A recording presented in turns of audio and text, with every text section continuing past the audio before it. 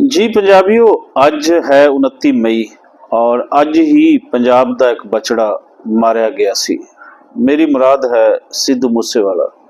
सिद्धू मूसेवाला नूं अज तो ठीक 2 साल पहले कतल कर दिता जाता है। सिद्धू मूसेवाला नूं कतल क्यों किया गया, ये अजिहा सवाल है जिहड़ा 2 साल गुजरन के बावजूद अजे चुप है, खामोश है। ये चीकदा सवाल जिसकी चीख कोई नहीं सुन रहा। सिद्धू मूसेवाला कौन है? सिद्धू मूसेवाला वो पंजाबी सिंगर है जिहड़ा 50 सालों के अंदर अंदर 5 दहाइयां का सफर तय करता है। शायद 50 सालों के विच कोई सिंगर इतनी नामना ना खट पाया हो जितना सिद्धू मूसेवाला 5-6 सालों के विच खट गया सी। छोटा जिहा उसकी जिंदगी का सफर और छोटे जिहे जिंदगी का सफर जिहड़ा उहदा शुरू होंदा है वो 1993 तो होंदा है और 2022 दे विच वो मुक जांदा है। 2022 तो 93 टोटल उसका सफर तुसी आप मिथ सकते हो कि कितना है। लेकिन इसके बावजूद सिद्धू मूसेवाला लैंदे चढ़दे और पूरी दुनिया के हर पंजाबी तक अपड़िया।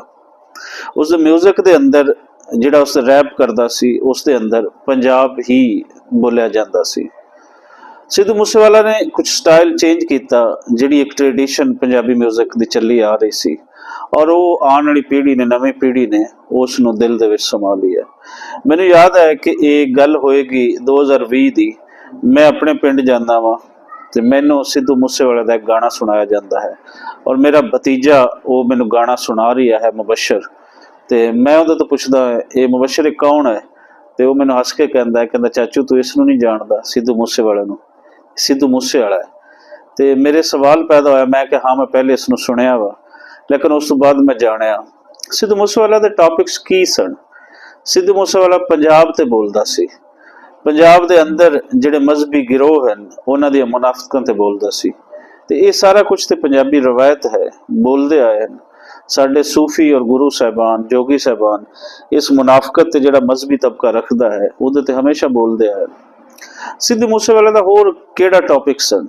पाणियां दे मसले ते सिद्धू मूसेवाला बोलदा सी। पंजाब, पंजाबी बोली और खुद पंजाबी ते बोलदा सी। ये किहड़े एडे वड्डे जुर्म सी कि किसी भी धरती के अंदर कोई शख्स रहिंदा है वो अपनी मिट्टी की गल करता है, अपनी बोली की गल करता है, अपने खुसे हुए पानियां की गल करता है। कित्थे गए पंजाब के दरिया? पंजाब दे कोल ते नहीं रहे। किवें वेले दीयां सियासतां ने उन्होंने खोया।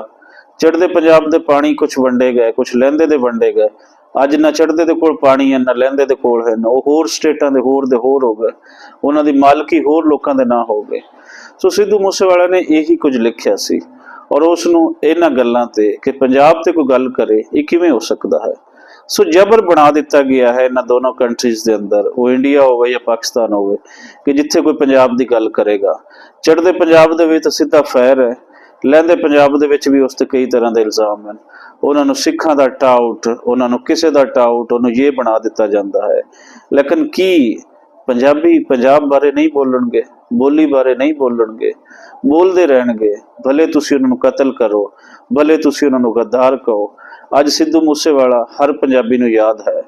शायद तुसी ये काम ना करदे तो शायद उतना याद ना होंदा, लेकिन तुसी एक भैड़ा अमल जो कीता, इसलिए सिद्धू मूसेवाला हर पंजाबी दे ज़हन दे विच, हर पंजाबी दे दिल दे विच जिंदा रहेगा। Love you Sidhu Moosewala, long live